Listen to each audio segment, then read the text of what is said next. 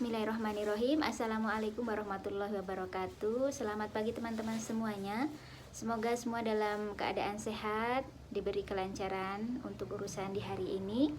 Nah teman-teman, kita akan sejenak ngobrol tentang target Ramadan. Menurut teman-teman, ketika kita melalui Ramadan, apakah perlu kita membuat target capaian di bulan Ramadan, ataukah sekedar cukup untuk mengikuti saja seperti air yang mengalir kemudian selesai begitu? Kalau secara pribadi saya lebih memilih untuk menentukan target atau capaian-capaian yang diharapkan. Kenapa teman-teman? Karena itu meminimalisir adanya rasa penyesalan ketika ada banyak hal yang tertinggal begitu ya.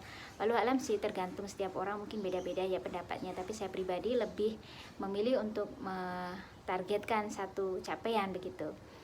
Nah, beberapa keuntungan yang saya kira bisa kita rasakan ketika kita mempunyai target-target capaian di bulan Ramadan, di antaranya yang pertama adalah kita bisa mencapai tujuan atau dream kita ya. Setiap orang kan punya titik yang ingin dituju. Nah, begitu pula dengan Ramadan. Tentu kita ingin Ramadan kita itu lebih baik dari Ramadan-Ramadan sebelumnya. Nah, bagaimana caranya? Tentu saja kita harus melakukan hal-hal yang lebih baik dari Ramadan-Ramadan sebelumnya. Jadi intinya target ini akan membantu kita untuk mencapai tujuan atau goal kita ya. Meskipun mungkin goal itu tidak harus selalu berupa capaian materi atau mungkin sesuatu yang besar, tetapi setidaknya ada langkah lebih maju dari yang sebelumnya, karena kan kita dianjurkan untuk lebih baik dari hari kemarin ya teman-teman. Semoga sih Ramadan kita tahun ini juga bisa lebih baik dari tahun kemarin. Jadi yang pertama itu target Ramadan itu membantu untuk mencapai tujuan kita. Mau dibikin seperti apa Ramadan kita tahun ini? Yang pertama itu. Yang kedua, membuat lebih produktif teman-teman ya. Kadang kita itu punya waktu 20, bukan kadang ya, kita punya waktu 24 jam. Tapi tidak semua orang bisa produktif dalam 24 jam itu. Ada yang mungkin produktifnya hanya 3 jam, ada 4 jam dan lain sebagainya.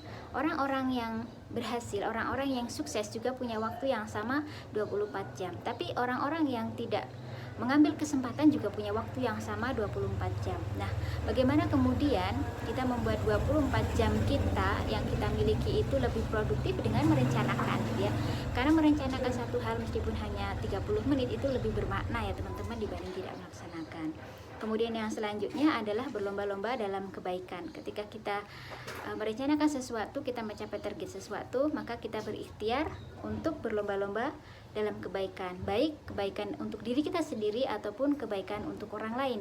Jadi kita bisa mengukur hari yang kemarin dengan hari selanjutnya, sehingga kita bisa tahu sebatas mana kesungguhan kita dari hari-hari sebelumnya. Bagaimana kita mengukurnya kalau kita tidak menentukan targetnya gitu ya.